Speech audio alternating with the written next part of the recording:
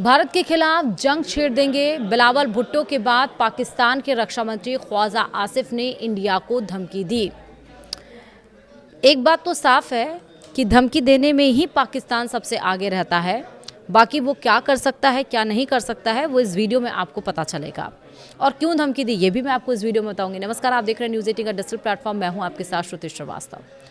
पहलगाम आतंकी हमले के बाद भारत ने 1960 की सिंधु जल संधि को निलंबित कर दिया था। इस मामले को लेकर पाकिस्तान संयुक्त राष्ट्र समेत कई अंतर्राष्ट्रीय मंचों पर भारत से गुहार लगा चुका है। दरअसल भारत ने संयुक्त राष्ट्र में सिंधु जल संधि को फिर से बहाल करने पर अपना पुराना रुख दोहराया, जिसके बाद पाकिस्तान भड़का हुआ है। पहले पाकिस्तान पीपल्स पार्टी के मुखिया बिलावल भुट्टो ने इसको लेकर भारत को धमकी दी और अब पाकिस्तान के रक्षा मंत्री ख्वाजा आसिफ ने भारत को युद्ध की धमकी दी है। ख्वाजा आसिफ का बयान ऐसे समय पर आया है जब पाकिस्तान भारी जल संकट का सामना कर रहा है। ARY न्यूज़ से शनिवार को बात करते हुए ख्वाजा आसिफ ने कहा, जब हमें लगेगा कि हमारी राष्ट्रीय सुरक्षा खतरे में है तो हम निश्चित रूप से भारत के खिलाफ युद्ध छेड़ देंगे।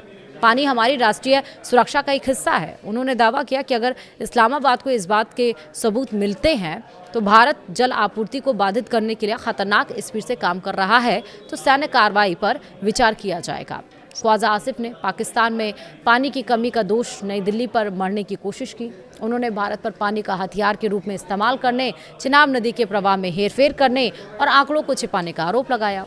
हालांकि ख्वाजा ने खुद कबूला भी कि पिछले एक साल में हुए घटनाक्रमों के बारे में उनके पास कोई मौजूदा जानकारी नहीं है। बता दें कि सिंधु जल समझौता निलंबित होने के बाद पाकिस्तान भारतीय संकट का सामना कर रहा। करीब एक तिहाई आबादी खासतौर पर सिंधु और बलूचिस्तान में गंभीर जल संकट में प्रभावित है। पिछले साल अप्रैल में पाकिस्तान ने पहलगाम में आतंकी हमला करवाया था, जिसमें 26 पर्यटकों की जान चली गई थी और इसके बाद भारत ने 1960 की सिंधु जल संधि को निलंबित कर दिया था। इस मामले को लेकर पाकिस्तान संयुक्त राष्ट्र समेत कई अंतर्राष्ट्रीय मंचों पर भारत से गुहार लगा चुका है, लेकिन भारत अपने रुख पर अडिग है। नई दिल्ली ने क्लियर कहा है कि यह संधि तब तक निलंबित रहेगी जब तक पाकिस्तान अपनी सीमा पार आतंकी गतिविधियों के ढांचे को खत्म करने के लिए विश्वसनीय और ठोस कदम नहीं उठा लेता। तो वहीं सिंधु जल संधि को लेकर भारत के सामने गिड़गिड़ाने वाला पाकिस्तान एक बार फिर से भड़काऊ बयानबाजी करने लगा है। संयुक्त राष्ट्र और दूसरे अंतर्राष्ट्रीय मंचों से गुहार लगाने वाले पाकिस्तान की गुहार को भारत ने खारिज करते हुए दुनिया के सामने दो टूक संदेश दिया है। खून और पानी साथ साथ नहीं बह सकते। अगर पाकिस्तान को सिंधु का पानी चाहिए तो पहले सीमा पार आतंकवाद को खत्म करे।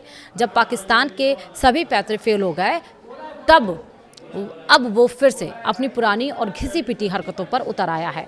भारत को गीदड़ भभकी देते हुए कहा गया है कि पाकिस्तान को पानी रोकने की कोशिश की तो इस्लामाबाद जवाब देने के लिए तैयार है। पहलगाम आतंकी हमले के बाद भारत ने सिंधु जल संधि को निलंबित कर दिया था।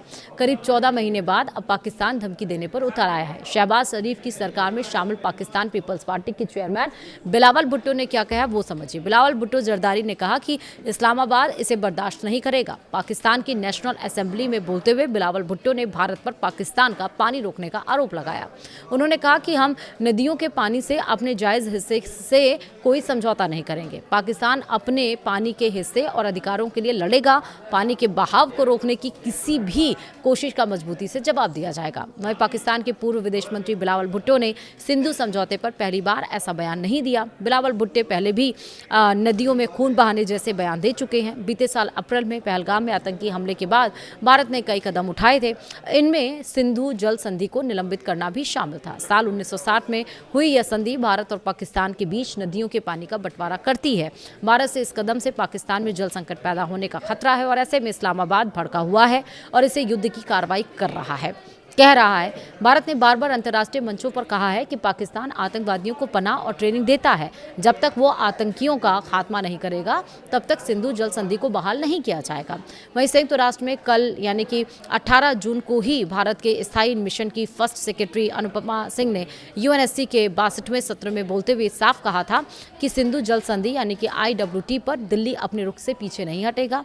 उन्होंने ये भी कहा कि साल 1960 में हुए समझौते को हमेशा के लिए मिला अधिकार नहीं माना जा सकता है, जो जवाबदेही आज की हकीकत से पूरी तरह से दूर है। पाकिस्तान ने यूरोप में बैठकर भी सिंधु जल संधि का रोना रोया। बेल्जियम की राजधानी ब्रुसेल्स में पाकिस्तान हाई कमीशन और यूरोपीय think tank centre for European policy studies ने सिंधु जल संधि के मुद्दे पर ट्रांस बाउंड्री वाटर रिसोर्सेज ए वेपनाइज्ड ग्लोबल कॉमन नाम की एक कॉन्फ्रेंस कराई थी, जिसमें पाकिस्तान के डिप्टी पीएम और विदेश मंत्री इशाक डार ने सिंधु, चिनाब और रावी नदी पर चल रही भारत की परियोजनाओं पर कहा कि कैसे इनके सहारे पाकिस्तान प्यासा मर सकता है। डार ने कहा कि सिंधु जल संधि को निलंबित करने के बाद भारत सावलकोट, किरथाई और क्वार जैसी नई परियोजनाओं पर काम कर रहा है। बगलीहार और सलाल जैसी परियोजनाओं के विस्तार पर काम करते हुए सिंधु, चिनाब और रावी नदियों की धारा मोड़ रहा है, जिससे जल संसाधनों पर भारत का वर्चस्व हो जाएगा। तो मतलब हर जगह पर कोई ऐसी जगह नहीं छूट रही, कोई ऐसा मंच नहीं छूट रहा है जहां पर जाकर पाकिस्तान रोना रोए ना। लेकिन एक बात साफ है, वो आतंकवाद को नहीं खत्म करेगा, लेकिन अब जो एक्शन लिया है उस एक्शन को गलत बताने की हर तरफ कोशिश करा, लेकिन उसको मिल क्या रहा है? हर तरफ से निराश।